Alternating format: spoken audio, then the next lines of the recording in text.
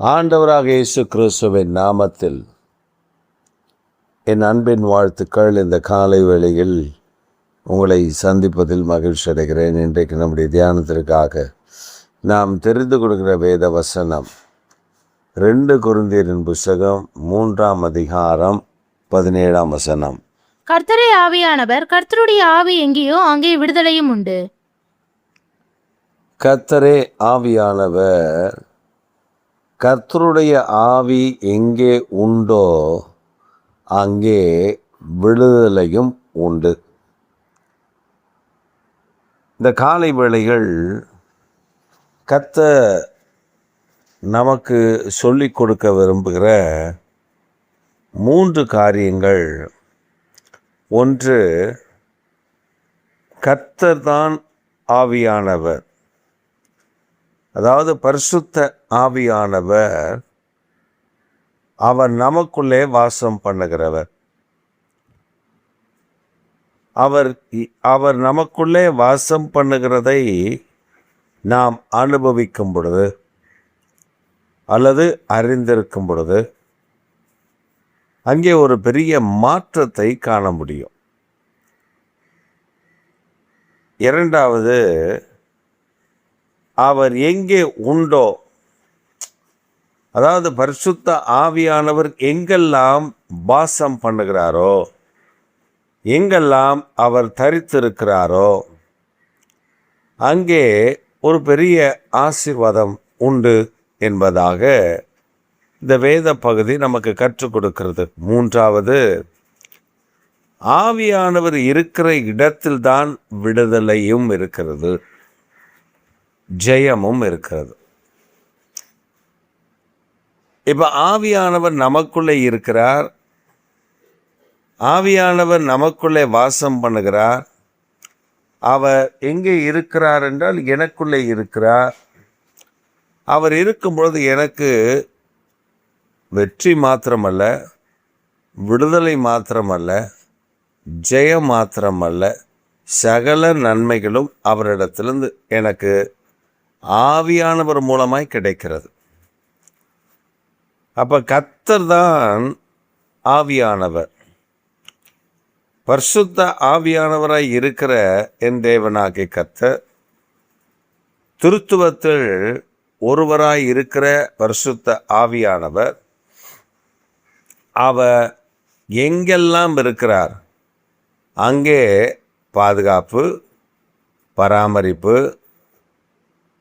அங்கே தேவனுடைய மகிமையான பிரசன்னத்தை வெளிப்படுத்தி ஒரு விடுதலையை தருகிறார். இந்த காலை வேளைகள் நம்முடைய வாழ்வில் பல காரியங்களில் விடுதலை இல்லாமல் இருப்போம். இத்தனை ஆண்டுகளாய் நான் ஜெபிக்கிறேன், எனக்கு இதிலிருந்து ஒரு விடுதலை இல்லை. இத்தனை ஆண்டுகளாய் நான் ஜெபிக்கிறேன், எனக்கு இந்த பிரச்சனையிலிருந்து அல்லது இந்த பிசாசுடைய தந்திரத்திலிருந்து, போராட்டத்திலிருந்து ஒரு விடுதலை இல்லை என்று நாம் புலம்புகிற புலம்பல்கள் அவர் சமூகத்தில் எட்டினாலும் கூட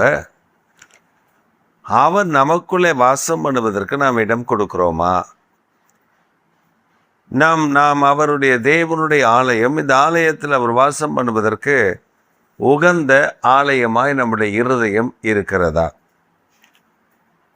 Whether it is prepared, whether it is sanctified, whether it is holified to stay the Holy Spirit within us.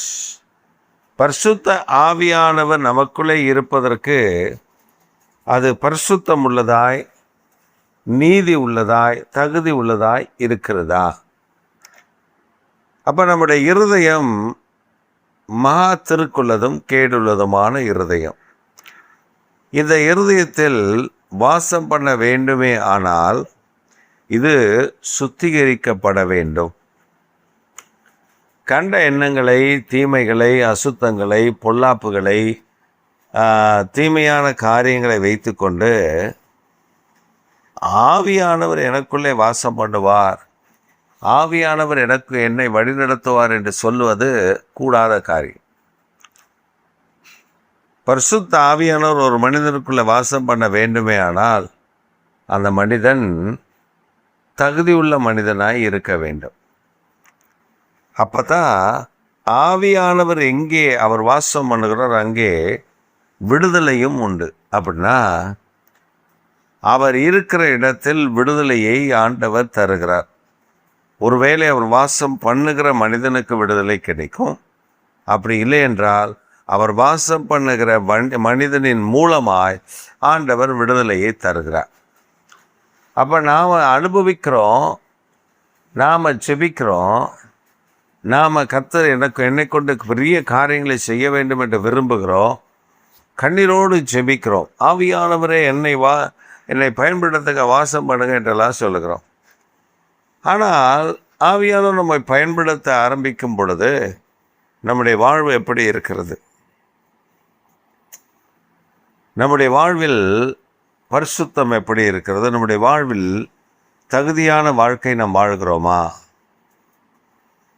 எனக்கு ஒரு சகோதரியை தெரியும்.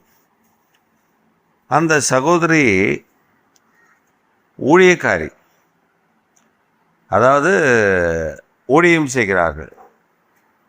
அப்படி என்றால் பல இடத்திற்கு ஜெபிக்க போவார்கள், பல இடத்துல ஆண்டவருடைய வார்த்தையை சொல்ல போவார்கள், தீர்க்க தரிசனம் உரைப்பார்கள். நான் ஜெபம் பண்ண அற்புதம் நடக்கும் அப்படின்னு சொல்லுவாங்க.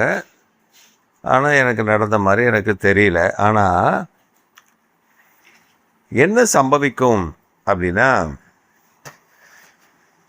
அவங்க சொல்கிற காரியத்தில் பார்த்தீங்கன்னா, நான் ஜெபம் பண்ண இந்த கட்டி சுகமாச்சு, நான் ஜெபம் பண்ண இது சுகமாச்சு, நான் ஜெபம் பண்ண அங்கே பலத்த கிரியை கர்த்தர் நடப்பித்தார்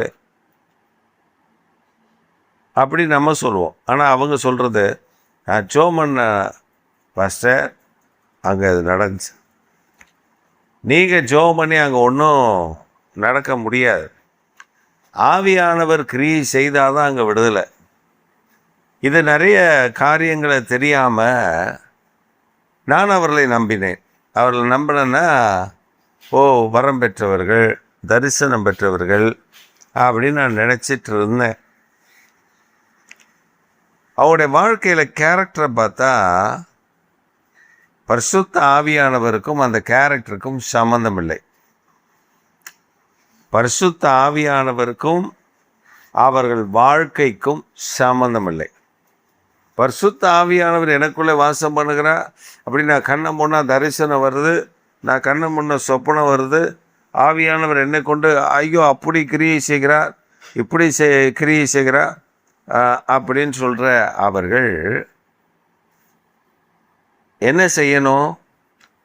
100% தேவனை சார்ந்திருக்கணும். பார்க்குறவங்க கிட்டலாம் ஆண்டவர் பயங்கரமாக பயன்படுத்துகிறாரு அப்படின்னு ஒரு 2 வாரம் 3 வாரம் அவன் நல்லா அவன் வீட்டில் நடக்கிற ஜெபத்துக்கெல்லாம் வர வச்சுட்டு அவங்க பல்ஸை கவனிப்பாங்க.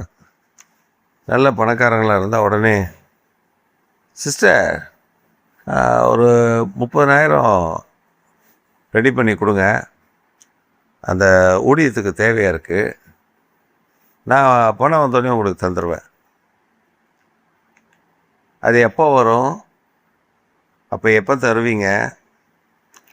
ஊழியத்துக்கு, அந்த ஊழியத்துக்கு அதுக்கு நம்ம கொடுக்கணும், எமர்ஜென்சி, அதனால் நீங்கள் ஒரு 30,000 ரெடி பண்ணி கொடுங்க, ஒரு 50,000 ரெடி பண்ணி கொடுங்க.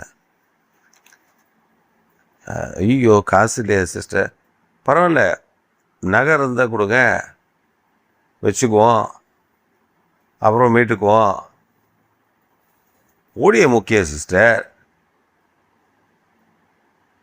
எனக்கு அப்போ தான் சந்தேகம் வந்துச்சு. என்ன சந்தேகம் வந்துச்சுன்னா, ஊழியம் கர்த்தருடையது, ஊழியத்துக்கு தேவைகளை கர்த்தர் சந்திக்கிறார். நான் கிட்டத்தட்ட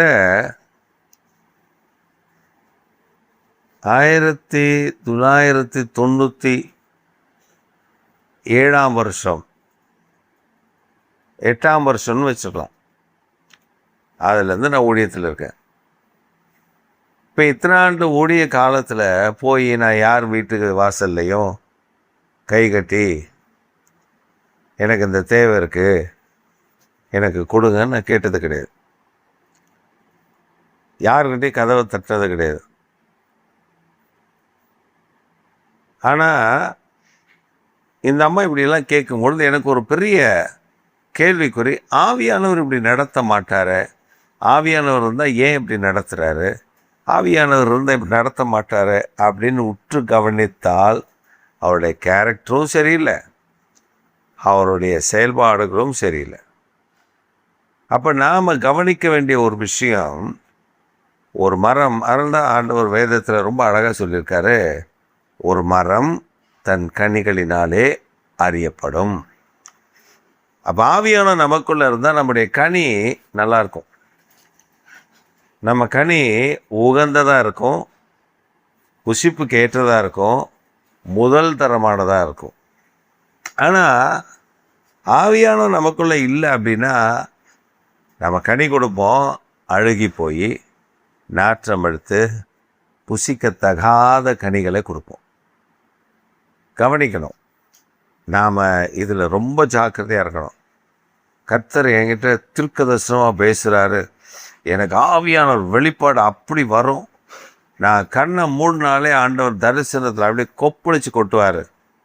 சரி, கொப்பளிச்செல்லாம் கொட்டட்டும், கொப்பளிக்காமலே கொட்டட்டும். அப்புறம் நான் என்ன செய்யணும்? ஒன்றும் இல்லை, இந்த ஊழியத்துக்கு ஒரு காணிக்கை தான் கொடுக்கணும், வேறு ஒன்றும் இல்லை. மினிமம் ஒரு 2500 3000 கொடுக்கணும். அதுக்கப்புறம் நீங்கள் எவ்வளோ கொடுத்தாலும் ஓகே.